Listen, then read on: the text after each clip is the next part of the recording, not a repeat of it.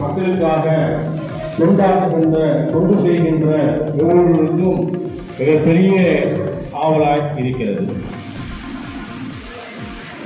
அருமை அண்ணன் அரசபாகனுடைய கட்டப்ப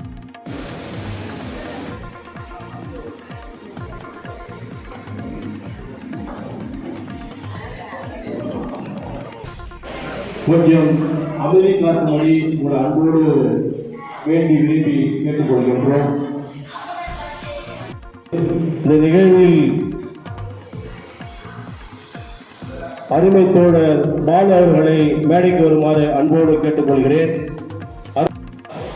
அருமை தோழர் நவாப்ஜான் அவர்களை மேடைக்கு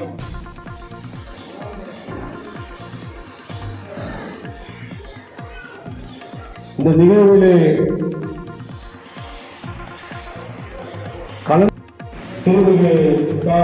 மனோகரன் முன்னாள் மாவட்ட கவுன்சிலர் திரு பாஸ்கர் பாண்டியன் அவர்கள் முன்னாள் ஒன்றிய குழு தலைவர் அவர்களுக்கும், அண்ணன் சீனி கார்த்திகேயன் தலைவர் மகிழன் தமிழ்ச்சங்கம் அவர்களுக்கும், கவிஞர் அன்பு அவர்களுக்கும், எழுத்தாளர் காதர் ஷா அவர்களுக்கும், வெற்றி முரசு அவர்களுக்கும், தென்பண்ண இலக்கிய அவர்களுக்கும் மற்றும் இந்த இனிய நிகழ்ச்சியில் கலந்து கொண்டிருக்கும்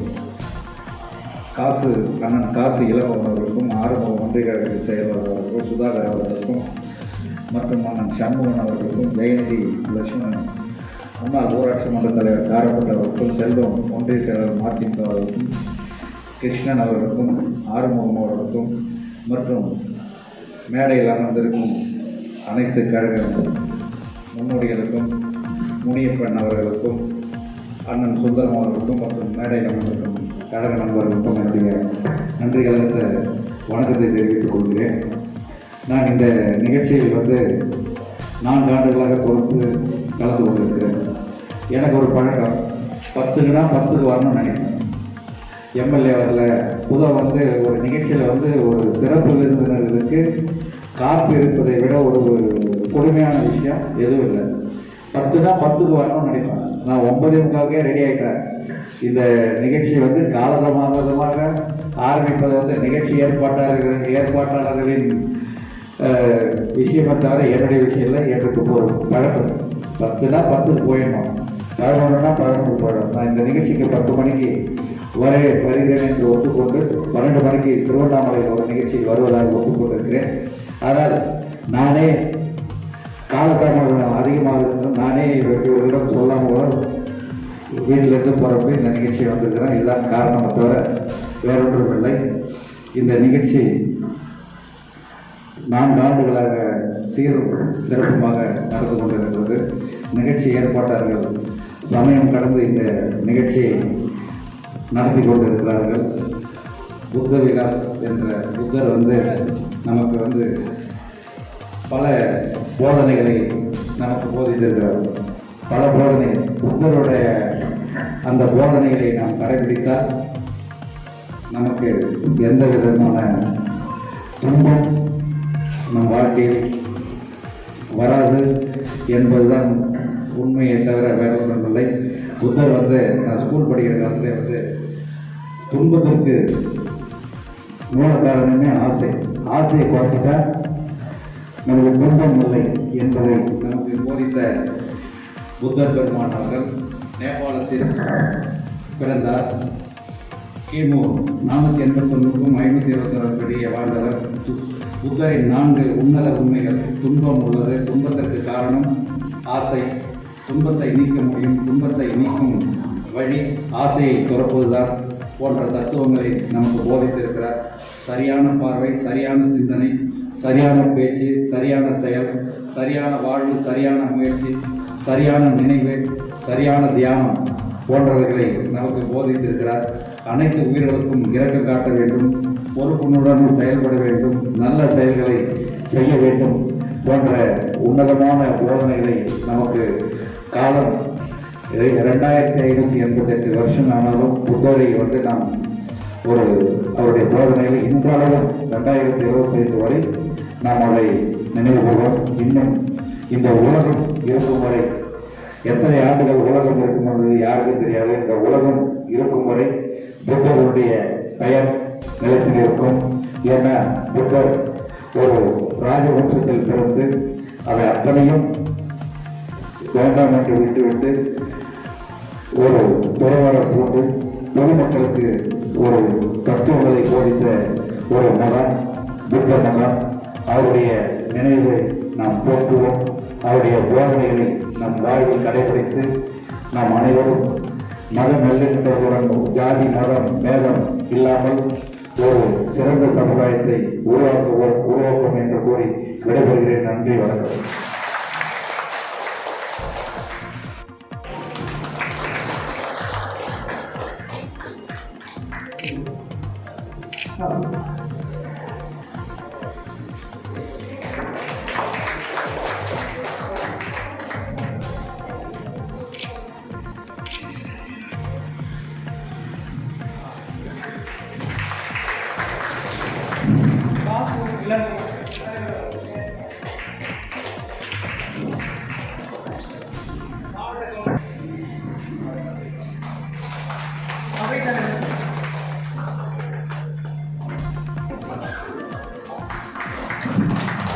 அவர் என்னுடைய நிகழ்ச்சியில் எந்த நிகழ்ச்சியும் தவறாமல் கலந்துக்குவார். பாலாஜி அவர்கள் கொண்டாடி போட்டு பாலாஜி போட்டு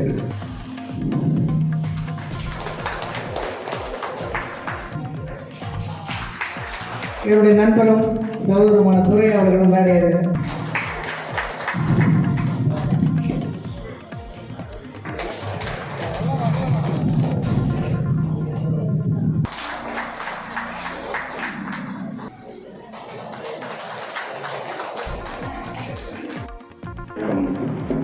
இணைந்து நடத்துகின்ற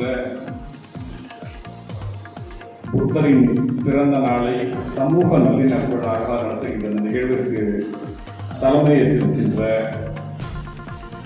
வழக்கறிஞர் மோகன் சமூக நலத்துறை தலைவர் யுவராஜ் அம்பேத்கர் அவர்கள் இந்த எளிய நிகழ்ச்சியில் பங்கு பெறுபவர்கள் ஒரு முன்னுதாரணமாக திகழ வேண்டும், சமூகத்தில் முன்னணி இருப்பவர்கள் எடுத்துக்காட்டாக திகழ வேண்டும் என்பதற்கொப்ப தான் ஏற்றுக்கொண்ட நேரத்தில் முன்னதாகவே மிகுந்த கடமை உணர்ச்சியோடு பங்கு பெற்று இந்த விழாவினை சிறப்பித்திருக்கின்ற ஒரு மதிப்புக்குரிய சட்டமன்ற உறுப்பினர் அண்ணன் அவர்களுக்கும் இந்த இணைய நிகழ்ச்சியில் பங்கு பெற்றிருக்கின்ற வரவேற்புரையாக இருக்கின்ற தனராஜ், அறிமுகவையாக இருக்கின்ற பாலு, முன்னிலை பொறுப்பேற்றிருக்கின்ற அனைத்து முன்னணியினருக்கும் இந்த நிகழ்ச்சிக்கு அழைத்திருக்கின்ற நிறுவனர் முகில் தம்மப்பிரியன் அவர்களுக்கும் இந்த இணைய நிகழ்ச்சியில் பங்கு பெற்று வாழ்த்துரையாற்ற இருக்கின்ற எனது இணைய நண்பர், எல்லாரும் பர்சனலா பேனா வச்சிருப்பாங்க, கம்ப்யூட்டர் வச்சிருப்பாங்க, காபூர் வச்சிருப்பாங்க. நான் பர்சனலா ஒரு டிக்ஷனரி வச்சிருக்கேன். அது கவிஞர் அன்பு அவர்களுக்கும், எழுத்தாளர் இன்றும் மழலை தத்துவம் சிந்தனையோடு சிறந்த கருத்துக்களை எடுத்து வைத்திருக்கின்ற மழலை பருவத்திலிருந்து தான் சேகரித்த நினைவுகளை எல்லாம் சமூக பொறுப்போடு சமூகத்தின் வைத்திருக்கின்ற எழுத்தாளர் காதர்ஷா அவர்களுக்கும், தென்பெண்ணை இலக்கிய சமவெளி என்றால் அது முழுவதும் பொருந்தும். ஒரு பெரும் மக்கள் கூட்டத்தோடு இலக்கிய உலகில் ஆழ தரம் வைத்துக் கொண்டிருக்கின்ற வெற்றி முரசவர்களுக்கும், நிகழ்ச்சியில் பங்கு இருக்கின்ற அனைத்து தோழர்களுக்கும் அந்த பணிவான வணக்கத்தை தெரிவித்திருக்கின்றேன். ஒரு திடீர்னு ஏதாவது ஒரு நிகழ்ச்சி செஞ்சிடுறது, அதுக்கு பிறகு அதற்கான நிகழ்வுகளோ தொடர்ச்சியோ இல்லாமல் இருப்பதை காட்டிலும் தொடர்ந்து இயங்குதல், பெர்சிஸ்டன்ஸ் அண்ட் சஸ்டைனபிலிட்டின்னு இங்கிலீஷ் சொல்லுவாங்க. அதற்கு ஒப்ப எத்தனையோ நிகழ்வுகள் இருக்கும், சமூக சந்தர்ப்பங்கள் இருக்கும், ஏற்றத்தாழ்வுகள் இருக்கும். தொடர்ந்து இந்த நிகழ்ச்சி எனக்கு சொன்னாங்க 17 வருஷம் சொன்னாங்க, ஒருத்தர் 26 வருஷம் சொன்னாங்க. தொடர்ந்து இந்த நிகழ்ச்சியை நடத்தி கொண்டிருக்கின்ற இந்த அமைப்பினருக்கு எனது வாழ்த்துக்களை தெரிவித்துக் கொள்கிறேன். சமூக நல் இணக்கம், அந்த இணக்கம் என்ற வார்த்தையே 2க்கு மேற்பட்டவர்கள் இணங்குதல். தொடர்ந்து எத்தனையோ கருத்துக்கள் இருக்கும், எத்தனையோ சமூக பாகுபாடுகள் இருக்கும். அந்த பாகுபாடுகளை எல்லாம் வேற்றுமையெல்லாம் மறந்து ஒரு இணைந்து வாழ்தல், இசைப்பட, அதுவும் நன்றாக மகிழ்ச்சியோடு இருத்தல் என்பதுதான் சமூக நலனுக்கான ஒரு பொருள் என்று நான் நினைக்கின்றேன். தொடர்ந்து இன்றைய காலகட்டத்தில் நடந்து வருகின்ற நிகழ்வுகள் இணக்கத்திற்கு சரியாக இருக்கிறதா என்றால் சுணக்கத்திற்கு தான் வழிவகுக்கின்றது. எந்த ஒரு தேதியுமே தொடர்ந்து ஒரு அடையாளமாக நிகழ்த்தி அந்த தேதிகளையும் அந்த கொள்கை கோட்பாடுகளையும் சிதைக்கின்ற அதிகார வர்க்கத்தை நாம் பெற்றிருக்கின்றோம். இன்றைய காலகட்டத்தில் அதுதான் முக்கியம். டிசம்பர் 6 அண்ணல் அம்பேத்கர் அவர்கள் பிறந்த தினமாக இருக்கிறது என்றால் அந்த தினத்தை தொடர்ந்து குறிவைத்து தாக்குகின்ற ஒரு மனோபாவத்தோடு அன்றைய தினம் தான் பாபரி மஸ்ஜித்தை தாக்குவாங்க. அந்த தேதியை வச்சு என்ன பேசுவோம்? அண்ணல் அம்பேத்கருடைய புகழை பேசுவோமா அல்லது பாபர் மஸ்ஜித் இடிக்கப்பட்ட தினத்தை பேசுவோமா? இது போன்ற ஒரு கருத்தியல் முரண்பாடுகளை சமூகத்தில் விதைக்கின்ற நிலையில் நாம் நின்று கொண்டிருக்கின்றோம். மேலுமே நல்லிணக்கம் என்பது சமதர்மம் சம்பந்தப்பட்ட விஷயம். பௌத்தம் இந்தியாவில் பிறந்தாலும், நேபாளத்தில் புத்தர் பிறந்தாலும், இந்தியாவில் அசோக சக்கரவர்த்தி பௌத்தம் பரவினாலும், எங்கெல்லாம் பௌத்தம் பரவி இருக்கிறது என்று பார்த்தால் அது கம்யூனிஸ்ட் கருத்துக்குள் உள்ள நாடுகளாக, கம்யூனிஸ்ட் ஆட்சியில் உள்ள நாடுகளாக 90% இருக்கிறது. சமதர்மத்தை நோக்கிய ஒரு மதம், ஒரு வழிபாடு தான், ஒரு வழிமுறை தான் பௌத்தம். அந்த பௌத்தம் நிலவுகின்ற நடத்துகின்ற சமூக நலனுக்கு மாநாட்டிலே நம்ம மிக குறிப்பாக நினைத்து பார்க்க வேண்டியதுன்னா, இந்த எப்படி டிசம்பர் 6 குறிவைத்திருக்கிறார்களோ இந்த அதிகார வர்க்கம் தொடர்ந்து ஆகஸ்ட் 5 குறிவைத்திருக்கிறார்கள்.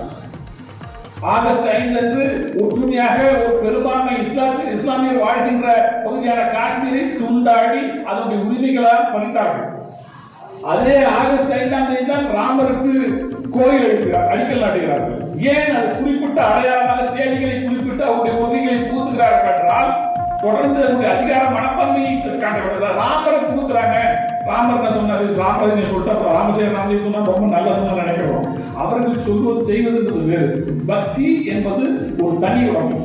தனக்கும் இறைவனுக்குமான ஒரு நல்ல எண்ணங்களை, நல்ல கருத்துக்களை, தன் வாழ்விற்கான நல்ல சிந்தனைகளை ஏற்படுத்துவது. ஆனால் இவர்கள் பக்தியை அரசியலுக்கும், சுரண்டலுக்கும், இனவாதத்திற்கும், ஒருத்தர் சண்டை போட்டுக்கிறதுக்கும் ஈடுபட்டு இருக்காங்க. நான் ஒரு மதத்தை சார்ந்தவன் வச்சுக்கோங்க, நான் என்ன பண்ணணும்? என்னுடைய கடவுளை கும்பிடணும், அதற்குரிய வழிபாட்டு விஷயங்களை தொடர்ந்து செய்யணும். அதன் மூலமாக நான் என்னுடைய விஷயத்தை நான் பின்பற்ற வேண்டும். ஆனால் இங்கிருந்து போயிட்டு எனக்கு பிடிக்காத ஒருத்தர்கிட்ட போய், ஏன்னா அவன் வேற ஒரு வழிபாட்டு இருக்கான், அவர்கிட்ட போய் தொடர்ந்து இதை சொல்லு, இதை செய்யன்னு சொல்லுவது எந்த விதத்தில் அடையாளம் தெரியவில்லை. இது ஒரே மொழி, ஒரே நாடு, ஒரே மதம், ஒரே வழிபாடு என்பது இணக்கம் அல்ல. பல்வேறு கருத்துக்கள் இருக்கலாம். அந்த அக்காவுக்கு ஒரு கருத்து இருக்கலாம், இந்த அக்காவுக்கு ஒரு கருத்து இருக்கலாம். அவங்க ரெண்டு பேரும் அவங்க கருத்துல இருந்துகிட்டே நம்ம ரெண்டு பேரும் ஒற்றுமையா வாழ்றதா இணக்கம். நீ என் கருத்து வந்தா ஆமா, நீ நான் ஒற்றுமையா இருக்கலாம்னு சொல்றது பேர் ஒற்றுமை இல்லை. ஆகவே இன்றைய அரசியல் காலகட்டங்களில் இணக்கம் என்பது மிகுந்த அவசியமான ஒன்று.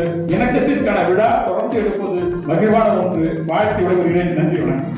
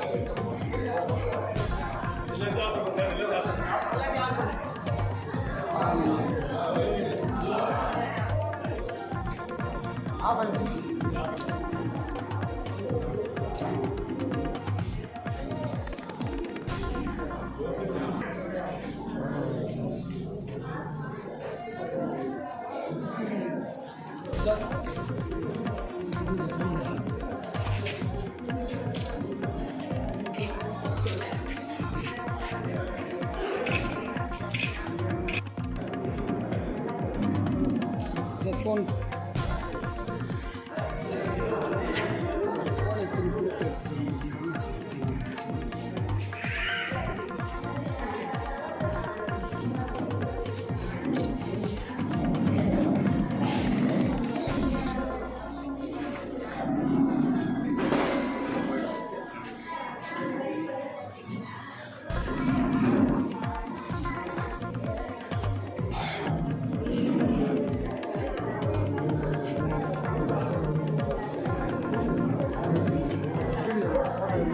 மக்கள் அனைவருக்கும் நன்றியை தெரிவித்துக் கொள்கிறோம்.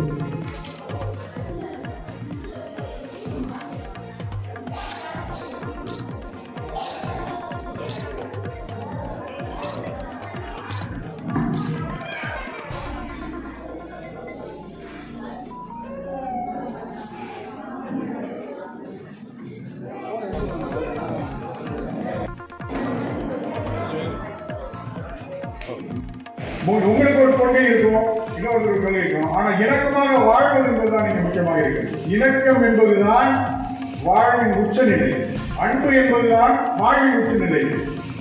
நாம் அன்பை போதிப்போம், அமைதியை நிலைநாட்டுவோம். அதுவும் அவர் என்ன ஒரு உயிர்ப்புரிய அது என்ன அவ்வளவு வலிமையா அன்பு இருந்து அவ்வளோ அவர் சூழலே ஒரு ஆசிரம் நடந்து ஜமாத்தோடு சென்று அங்கே அந்த கோயில் குடமுழுக்கு விழாவில் கலந்து கொள்கிறார். இதை விட ஒரு நல்லிணக்கம் என்ன சொல்ல முடியும்? இங்கு மனித நேயம் தான், மனித மனம் தான். மனுஷன் தான் ஆண் பெண் என்ற வர்க்கத வாழ வேறுபாடு தவிர எல்லாரும் ஒண்ணுதான். இங்க சாதி மத இனம் கடந்த ஒரு வாழ்க்கை தான் நம்மளை உயர்த்தி விடுறதுக்கான ஒரு அடையாளம். நேற்று மேலூர் மதுரையில ஒரு பள்ளிவாசல் திருவிழா. அந்த மேலூர் மக்கள் எல்லாருமே குரானு அந்த சீர்வரிசை தத்துவங்களோட அந்த பள்ளிவாசல் திருவிழா. இப்படியாக இந்த தமிழ் மண் இருக்கிறது. இங்கே நீங்கள் எதை தமிழோ நல்லிணத்தை தவிர என்ன எடுக்க முடியும்? எந்த விஷ விதைகளும் தூவிவிட்டாலும் இங்கே மலட்டு விதைகளாக தான் அது மலரும் என்பதற்கான உதாரணங்கள் தான் இவை. நபிகள் நாயகம் ஒரு காலத்தில் அவரை சந்திக்க அவருடைய பள்ளிவாசலுக்கு ஒரு கிறிஸ்துவ பாதிரியார்கள் வருகிறார். கூட்டமாக பெருங்கூட்டமாக வருகிறார். தொலைதூரம் நடந்து வருகிறார்கள். அவர் போதிக்கிறார்கள். அவர் என்ன போதிக்கிறார் என்று பார்க்கலாம் என்று நபிநாயகத்தை பார்க்க மதினாவிற்கு வருகிறார்கள்.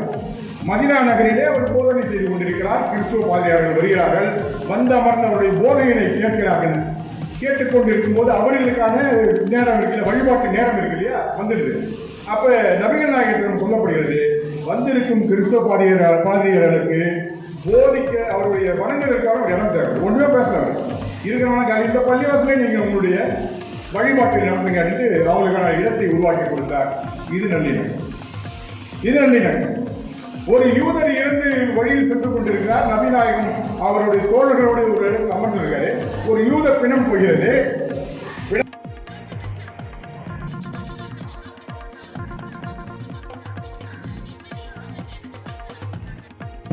இதில் வணக்கத்தை தெரிவித்துக் கொண்டு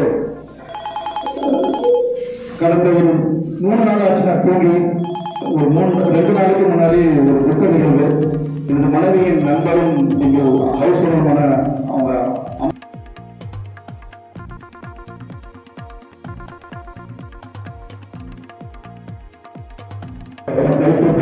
வாங்கி அப்படின்ற ஒரு கடுமையான மனசோடு தான் உங்கள்கிட்ட உடல் வலிமை சுத்தமா இல்லை. ஏன்னா இங்க நான் வந்து